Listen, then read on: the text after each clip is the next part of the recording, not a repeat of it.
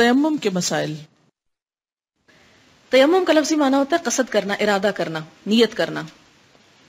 اور وضو میں تو دھویا جاتا ہے، تیمم میں دھویا نہیں جاتا، نیت کی جاتی ہے اور نیت کے ساتھ مٹی سے ہاتھ اور منہ کو پونچھ لیا جاتا ہے.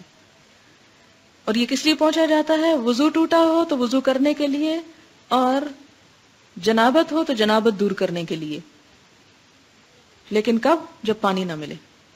دلیل کیا ہے؟ قرآن سے. وقول اللہ تعالی، اللہ تعالیٰ کا فرمان ہے، فلم تجدوا ماء، پھر جب تم پانی نہ پاؤ، فتیمموا صعیدا طیبا، تو پاک مٹی سے تیمم کر لو، فامسحوا بوجوہکم، تو مسح کرو اپنے چہروں کا، یعنی تیمم کرو چہروں پر، وایدیکم، اور ہاتھوں پر، منہ، اس سے. یعنی تیمم پاؤں کا نہیں ہوگا، مسح نہیں ہوگا سر کا، بلکہ صرف کیا ہوگا؟ ہاتھ اور چہرہ. حدثنا عبد الله بن يوسف قال اخبرنا مالك عن عبد الرحمن بن القاسم عن ابيه عن عائشة زوج النبي صلى الله عليه وسلم قالت خرجنا مع رسول الله صلى الله عليه وسلم، ہم نکلے آپ صلی اللہ علیہ وسلم کے ساتھ، فی بعض اسفاره، آپ کے بعض سفروں میں. یعنی آپ صلی اللہ علیہ وسلم سفر کرتے ہوئے اپنی اہلیہ میں سے کسی نہ کسی کو ساتھ رکھتے تھے، تو اس موقع پہ حضرت عائشہ ساتھ تھی. حتی اذا كنا بالبیداء، یہاں تک کہ جب ہم بیدا کے مقام پر تھے، او بذات الجیش، یا ذات الجیش جگہ تھی، یہ راوی کو شک ہے. حضرت عائشہ نے بتایا تو ان کو یاد نہیں رہا کہ بیدا تھی یا ذات الجیش تھی.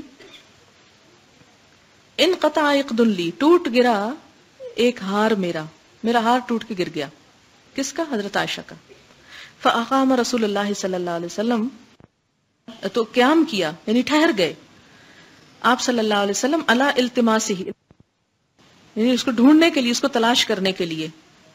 وَأَقَامَ النَّاسُ مَعَهُ، اور سب لوگ آپ کے ساتھ ٹھہر گئے. کس لیے؟ کہ بیگم صاحبہ کا ہار گم ہو گیا ہے.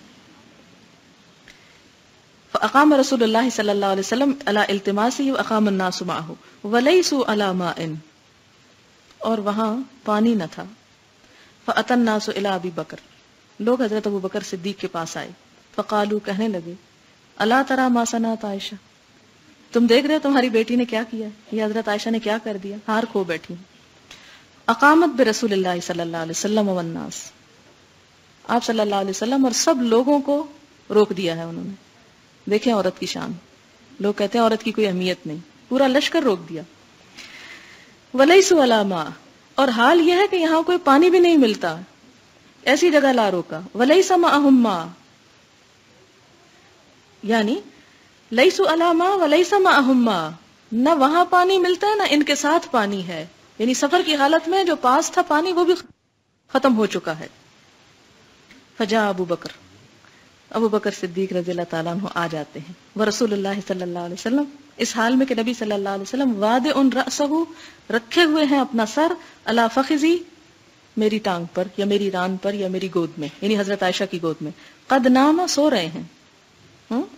فقالا، تو آپ نے فرمایا، کس نے؟ ابو بکر نے. کس کو کہا؟ اپنی بیٹی کو کہا. حبستی رسول اللہ صلی اللہ علیہ وسلم، تم نے روک رکھا ہے حضور کو، والناس، اور لوگوں کو.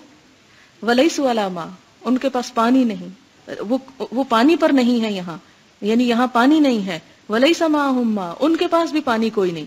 فقالت عائشہ، تو حضرت عائشہ کہتی ہیں، فعاتبنی ابو بکر، بہت برا بھلا کہا مجھ کو حضرت ابو بکر نے، ڈانٹ ڈپٹ کی، عتاب سے، بہت غصہ کیا. وقال ما شاء اللہ ان یقول، اور کہا جو اللہ نے چاہا کہتے رہے، یعنی بہت کچھ کہہ دیا مجھے. وجعل، اور شروع ہوئے، یطعنونی، کہ مجھے کچوکے لگانے لگے، بیدہی، اپنے ہاتھ سے، فی خاصرتی، میرے پہلو پر، یعنی میری کوکھ میں، یعنی کاٹنے لگے یا انگلیاں چبھونے لگے. فلا یمنعنی من التحرک، اور میں حرکت نہیں کر پا رہی تھی، اس لیے کہ الا مکان رسول اللہ صلی اللہ علیہ وسلم علی فخذی، کہ آپ صلی اللہ علیہ وسلم کا سر میری گود میں تھا.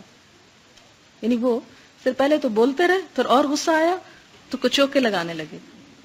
فقام رسول اللہ صلی اللہ علیہ وسلم، تو اٹھے آپ صلی اللہ علیہ وسلم، ہینا اصبح، جب صبح اٹھے، علی غیر مائن، بغیر پانی کے. اس سفر میں انسان بہت تھک جاتا ہے. آپ صلی اللہ علیہ وسلم بھی سو گئے، پانی نہیں تھا، لوگ پریشان تھے. انہوں نے حضرت ابو بکر کو بھیجا، انہیں اور تو کچھ نہ سمجھ آئی، اپنی بیٹی کو ہی ڈانٹ ڈپٹ کر لی اور پھر چلے گئے ہوں گے. فانزل اللہ آیت التیمم، تو اللہ تعالیٰ نے تیمم کی آیت نازل فرما دی. فتیمموا، تو سب نے تیمم کیا. فقال اسید بن الحزیر، اسید بن حزیر کہتے ہیں، اور یہ آپ کا اور حضرت عائشہ کا اونٹ چلا رہے تھے، ما ہی باول برکتکم یا آل ابی بکر، اے آل ابو بکر یہ پہلی برکت نہیں تم لوگوں کی، یعنی آپ کی وجہ سے اللہ نے ہم پہ بہت سی رحمتیں کی. قالت کہنے لگی فبعثنا البعیر، نماز پڑھ کے جب چلے اٹھے ہم نے اونٹ کو اٹھایا، الذی کنت علیہ جس پہ میں بیٹھی ہوئی تھی، فاصبنا الاقد تحتہ تو حارس کے نیچے سے مل گئی. رواہ البخاری، اسے بخاری نے روایت کیا ہے. اب دیکھیں اللہ تعالیٰ کا تحمل اور حضور صلی اللہ علیہ وسلم کا تحمل ایک عورت کے ساتھ، جبکہ آپ ہی کے قریبی ساتھی حضرت ابو بکر کیا کر رہے ہیں. تو جب حضرت ابو بکر ایسا کر سکتے ہیں تو پھر آج کے دور کے شوہر تو بہت کچھ کر سکتے ہیں، اس لیے ان سب کو معاف کر دیجیے. جی خاوند اور باپ میں فرق ہے، یہ بھی ہے، لیکن بعض اوقات شوہر اگر کچھ کہہ دیں تو باپ بڑے جذباتی ہو جاتے ہیں.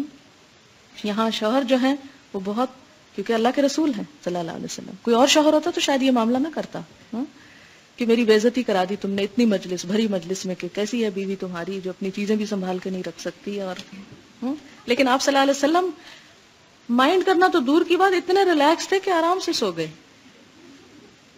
کوئی بات نہیں. پانی نہ ملنے کی صورت میں وضو کی بجائے پاک مٹی سے تیمم کرنا چاہیے. وضو یا غسل کے لیے یا وضو اور غسل دونوں کے لیے ایک ہی تیمم کافی ہے. دونوں ہاتھ 2 مرتبہ مٹی والی جگہ پر مار کر پہلے منہ اور پھر باہم دونوں ہاتھوں پر پھیر لینے سے تیمم مکمل ہو جاتا ہے. ان عمار ابن یاسر رضی اللہ عنہ قال بعثنی النبی صلی اللہ علیہ وسلم فی حاجت فاجنبت فلم اجد الماء فتمرغت في الصعيد كما تمرغ الدابة ثم اتيت النبي صلى الله عليه وسلم فذكرت ذلك له فقال انما كان يكفيك ان تقول بيديك هكذا ثم ضرب بيديه الارض ضربة واحدة ثم مسح الشمال على اليمين وظاهر كفيه ووجهه متفق عليه واللفظ لمسلم. حضرت عمار بن یاسر رضی اللہ عنہ سے روایت ہے کہ مجھے نبی اکرم صلی اللہ علیہ وسلم نے ایک کام سے بھیجا. مجھے رات کو احتلام ہو گیا اور پانی نہ ملا. میں تیمم کرنے کے لیے زمین پر جانوروں کی طرح لیٹا. جب نبی صلی اللہ علیہ وسلم کے پاس واپس آیا اور اس واقعے کا ذکر کیا تو آپ نے فرمایا تجھے اپنے ہاتھ سے اس طرح کر لینا کافی تھا. پھر آپ صلی اللہ علیہ وسلم نے دونوں ہاتھ ایک مرتبہ زمین پر مارے اور دائیں ہاتھ کو بائیں ہاتھ پر مارا. اس کے بعد آپ نے ہتھیلیوں کی پشت اور منہ پر مسح کیا. کیسے؟ نمبر 1 زمین پر ایک دفعہ ہاتھ لگایا، پھر دایاں ہاتھ بائیں پہ مارا. اس سے کیا ہوا؟ مٹی جھڑ گئی فالتو. پھر ہاتھ کی پشت پر، یہ پشت ہے ہاتھ کی، اور چہرے پر ہاتھ پھیر لیا. بیماری کی وجہ سے تیمم کیا جا سکتا ہے. ان ابن عباس رضی اللہ عنہما ان رجلا اصابه جرح في رأسه على عهد رسول الله صلی اللہ علیہ وسلم ثم اصابه احتلام فامر بالاغتسال فاغتسل فكز فمات فبلغ ذلك النبي صلی اللہ علیہ وسلم فقال قتلوه قتلهم الله اولم يكن شفاء العي السؤال. رواہ ابو داود وابن ماجہ والحاکم.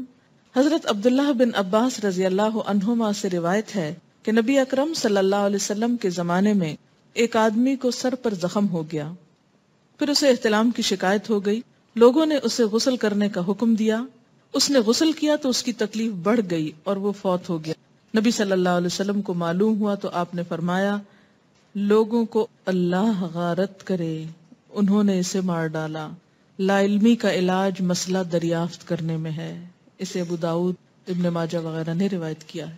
شدید سردی کی وجہ سے بھی تیمم کیا جا سکتا ہے. ان عمرو بن العاص رضی اللہ عنہ انه لما بعث في غزوة ذات السلاسل قال احتلمت في ليلة باردة شديدة البرد فأشفقت إن اغتسلت أن أهلك فتيممت ثم صليت بأصحابي صلاة الصبح فلما قدمنا على رسول الله صلى الله عليه وسلم ذكروا ذلك له فقال يا عمرو صلیت باصحابک وانت جنب فقلت ذکرت قول اللہ عز وجل ولا تقتلوا انفسکم ان اللہ کان بکم رحیما فتیممت ثم صلیت فضحک رسول اللہ صلی اللہ علیہ وسلم ولم یقل شیئا رواہ احمد و ابو داود و الدارقطنی۔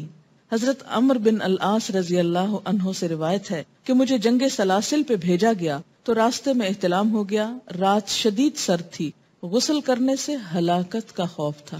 یہ جملہ اہم ہے، غسل کرنے سے ہلاکت کا خوف تھا، چنانچہ میں نے تیمم کر کے صبح کی نماز پڑھا دی۔ جب ہم حضور صلی اللہ علیہ وسلم کی خدمت میں حاضر ہوئے تو آپ کو بتایا گیا، آپ نے فرمایا اے عمرو، تم نے حالت جنابت میں لوگوں کو نماز پڑھا دی۔ میں نے عرض کیا مجھے قرآن مجید کی یہ آیت یاد آ گئی، لوگوں اپنے آپ کو ہلاکت میں نہ ڈالو، اللہ تم پر بڑا ہی مہربان ہے، اور میں نے تیمم کر کے نماز پڑھا دی۔ یہ سن کر آپ صلی اللہ علیہ وسلم مسکرا دیے اور کچھ بھی نہیں فرمایا۔ اسے احمد، ابو داؤد اور دارقطنی نے روایت کیا۔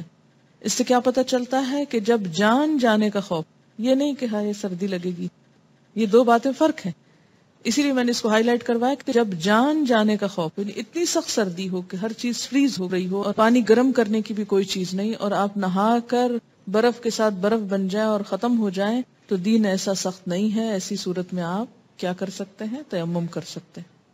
لیکن چھوٹی موٹی تکلیف پر اور چھوٹے موٹے خوف سے یا ویسے ہی نہانے کو دل نہیں چاہتا تو انسان کہ چلو تیمم کر لو، تو ایسی بات نہیں ہے۔ پانی ملنے کے بعد تیمم از خود ختم ہو جاتا ہے۔ فارسی کا ایک مشہور محاورہ ہے نا، آب آمد تیمم برخاست، جب پانی مل جائے تو تیمم ختم۔ عن ابی ذر رضی اللہ عنہ ان رسول اللہ صلی اللہ علیہ وسلم قال ان السعید طہور المسلم وان لم یجد الماء 10 سنین فاذا وجد الماء فلیمسه بشرته فان ذلك خیر، رواہ احمد والترمذی۔ حضرت ابو ذر رضی اللہ عنہ سے روایت ہے کہ رسول اللہ صلی اللہ علیہ وسلم نے فرمایا کہ پاک مٹی مسلمان کو پاک کر دیتی ہے، خواہ 10 سال تک پانی نہ ملے، لیکن جب مل جائے تو پھر پانی سے جسم دھونا چاہیے، پانی کا استعمال بہتر ہے۔ اسے احمد اور ترمذی نے روایت کیا ہے۔ تیمم کے باقی مسائل وہی ہیں جو وضو کے ہیں۔ متفرق مسائل۔ درندوں کی کھال کے کوٹ، کمبل، قالین، پرس یا جوتے وغیرہ استعمال کرنا منع ہے، درندوں کے، مویشیوں کے نہیں، درندوں کے۔ ان ابی الملیح ابن اسامۃ ان ابیہ ان النبی صلی اللہ علیہ وسلم نہى عن جلود السباع، رواہ احمد وابو داود والنسائی وزاد الترمذی الدارمی ان تفترش۔ حضرت ابو ملیح بن اسامہ رضی اللہ عنہ اپنے باپ سے روایت کرتے ہیں کہ نبی اکرم صلی اللہ علیہ وسلم نے درندوں کی کھال استعمال کرنے سے منع فرمایا ہے۔ اسے احمد، ابو داؤد اور نسائی نے روایت کیا ہے۔ ترمذی اور دارمی نے اس حدیث میں ان الفاظ کا اضافہ کیا ہے، آپ نے درندوں کی کھال نیچے بچھانے سے بھی منع کیا ہے۔ اس کی کیا وجوہات ہو سکتی ہیں؟ 2 چیزیں تو میرے ذہن میں آتی ہیں۔ نمبر 1 تو یہ ہے کہ انسان جس ماحول میں رہتا ہے وہ ماحول اس پر اثر کرتا ہے۔ اگر آپ درندے کی کھال پہ بیٹھے ہیں اور اس کو بار بار ٹچ کرتے ہیں یا پہنے ہوئے ہیں تو آپ کی فیلنگ میں کیا آئے گی؟ درندگی آئے گی، یعنی آپ شیر بننے کی کوشش کریں گے اگر آپ شیر کی کھال پہن کے پھریں گے، ٹھیک ہے۔ دوسری بات یہ ہے کہ بہت سے درندے ایسے ہیں جو ناپید ہوتے جا رہے ہیں، جنگلی جانور، کیونکہ لوگ ان کی کھال حاصل کرنے کے لیے ان کو مارے چلے جا رہے ہیں، تو انوائرنمنٹ کا مسئلہ بھی پیدا ہو رہا ہے، اور وائلڈ لائف جو ہے وہ خطرے میں ہے، صرف اس لیے کہ لوگ ان کی سکن کو اپنا سٹیٹس سمبل سمجھ کر استعمال کرتے ہیں مختلف چیزوں میں۔ ختنہ کرنا، سرکمسیئن، زیر ناف بال صاف کرنا، ناخن کاٹنا، بغل کے بال صاف کرنا اور مونچھیں کترانا سنت ہے۔ عن ابی ہریرہ رضی اللہ عنہ ان النبی صلی اللہ علیہ وسلم قال الفطرۃ 5 او 5 من الفطرۃ الختان والاستحداد وتقلیم الاظفار ونتف الابط وقص الشارب، رواہ مسلم۔ حضرت ابو ہریرہ رضی اللہ عنہ سے روایت ہے کہ نبی صلی اللہ علیہ وسلم نے فرمایا فطرت میں 5 چیزیں شامل ہیں، یعنی انسان دوسرے جانوروں سے ممتاز ہوتا ہے۔ نمبر 1 ختنہ کرنا، نمبر 2 زیر ناف بال صاف کرنا، نمبر 3 ناخن کاٹنا، نمبر 4 بغل کے بال صاف کرنا، اور نمبر 5 مونچھیں کتروانا. اسے مسلم نے روایت کیا ہے. مسلمان مردوں اور عورتوں کو 40 دن سے زیادہ ناخن بڑھانا منع ہے. ان انس بن مالک رضی اللہ عنہ قال وقت لنا في قص الشارب وتقليم الأظفار ونتف الإبط وحلق العانة ألا نترك أكثر من 40 ليلة. رواہ مسلم. حضرت انس بن مالک رضی اللہ تعالی عنہ سے روایت ہے، ہمارے لیے مونچھ کتروانے، ناخن کاٹنے، بغل کے بال صاف کرنے اور زیر ناف بال صاف کرنے کی مدت 40 دن مقرر کی گئی ہے، یعنی اس سے آگے نہ بڑھے. اسے مسلم نے روایت. اس کا یہ مطلب نہیں کہ اتنے دن انتظار کریں، اس کا مطلب یہ ہے کہ اس سے آگے نہیں جانا چاہیے. اور ویسے بھی صحت کے خلاف ہیں ان سب چیزوں کی خلاف ورزی. مونچھیں بڑی ہوں تو اس میں بھی جراثیم جمع ہو سکتے ہیں اور کھانے میں انسان کے اندر بھی جا سکتے ہیں. ناخنوں کے اندر بہت سے جراثیم جو ہیں وہ جمع ہوتے ہیں اگر وہ بڑھے ہوئے ہوں. اسی طرح باقی غیر ضروری بال بھی نجاست جمع کرنے کا ذریعہ بن جاتے ہیں اور طہارت کا احساس انسان کے اندر سے ختم ہونے لگتا ہے. انسان کی صحت کے لیے ضروری ہے کہ ان چیزوں کے بارے میں انسان کانشیس رہے، کنسرنڈ رہے. پرسنل کیئر اور ہائیجین میں آتی ہے یہ چیز. کل ہی کو مجھے بتا رہا تھا کہ انگلیوں کے جو بالکل اگلے سرے ہیں، پورس، اس کے اندر بہت باریک بلڈ ویسلز ہوتی جو وضو کرنے سے اور کئی دفعہ آپ دن میں ہاتھ دھوتے ہیں جیسے واش روم سے نکل کر یا ویسے، تو ان کو جب پانی لگتا ہے تو یہ ٹینشن کو ریلیز کرنے کا سبب بنتا ہے. اور اگر آپ بہت ناخن بڑھا دیتے ہیں تو ظاہر ہے کہ ان تک پانی پہنچنا بھی پھر اتنا آسان نہیں رہتا اور اس اعتبار سے بھی وہ سرکولیشن پہ فرق پڑتا ہے. رسول اکرم صلی اللہ علیہ وسلم نے داڑھی رکھنے اور مونچھیں صاف کرنے کا حکم دیا ہے. عن ابن عمر رضی اللہ عنہما قال قال رسول اللہ صلی اللہ علیہ وسلم خالف المشرکین احف الشوارب و اوف اللحى. رواہ مسلم. حضرت عبداللہ بن عمر رضی اللہ عنہما سے روایت ہے کہ نبی صلی اللہ علیہ وسلم نے فرمایا مشرکوں کی مخالفت کرو، داڑھی رکھو اور مونچھیں صاف کراؤ. اسے مسلم نے روایت کیا ہے. سو کر اٹھنے کے بعد 3 مرتبہ ہاتھ دھونے کے بعد کسی چیز کو ہاتھ لگانا چاہیے.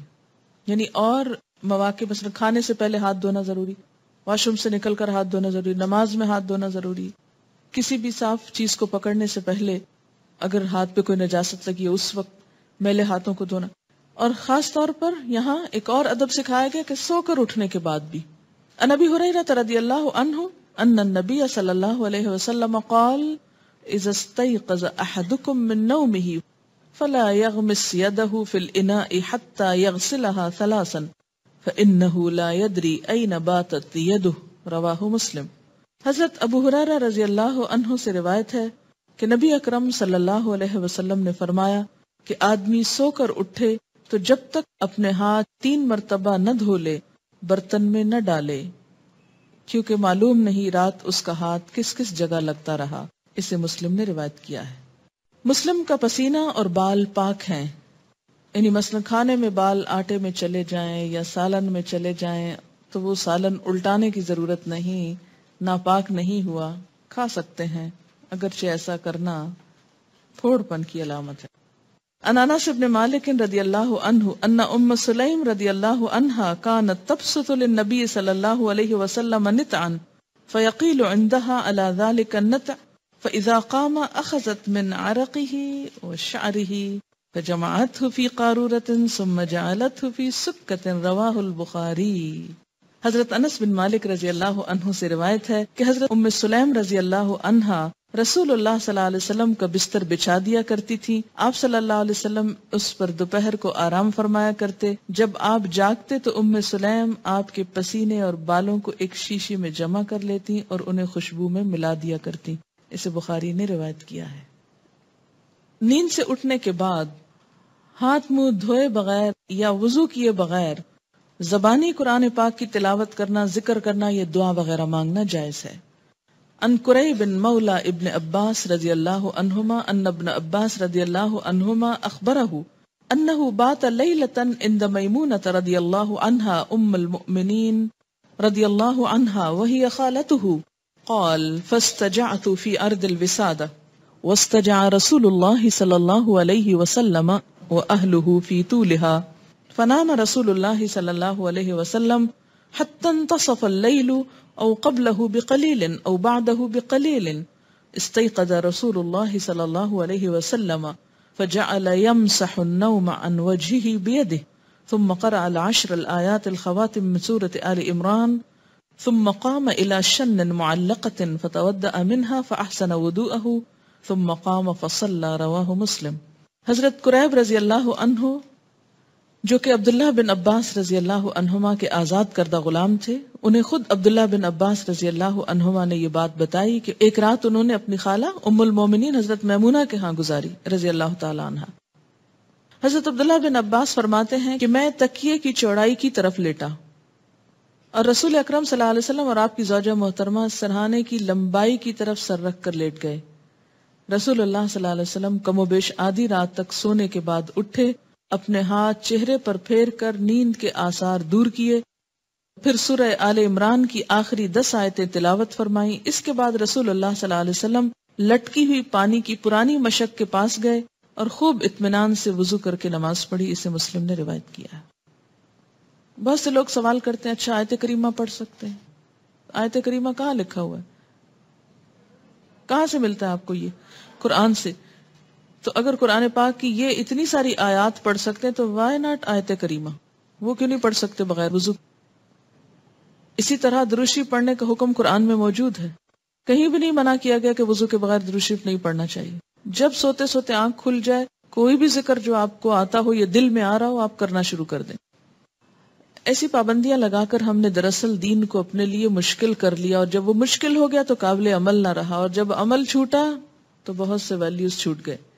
ان حذیفہ رضی اللہ عنہ قال کان النبی صلی اللہ علیہ وسلم اذا اراد ان ینام قال بسمک اللہم اموت واحیا واذا استيقظ من منامه قال الحمد للہ الذی احیانا بعدما اماتنا والیہ النشور.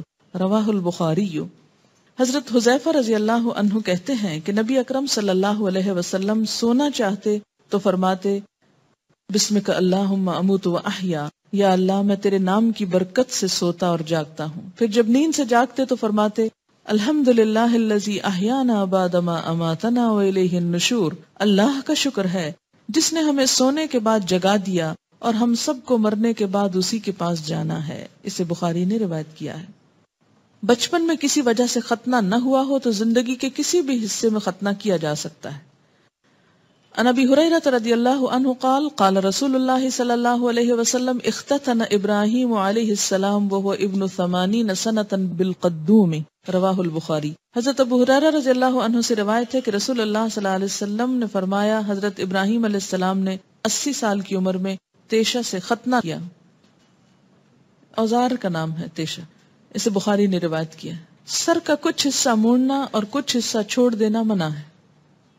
عن ابن عمر رضی اللہ عنہما قال سمعت النبی صلی اللہ علیہ وسلم ينهى عن القزع قیل لنافع ما القزع قال يحلق بعد رأس الصبي ويترك البعض. متفق علیہ.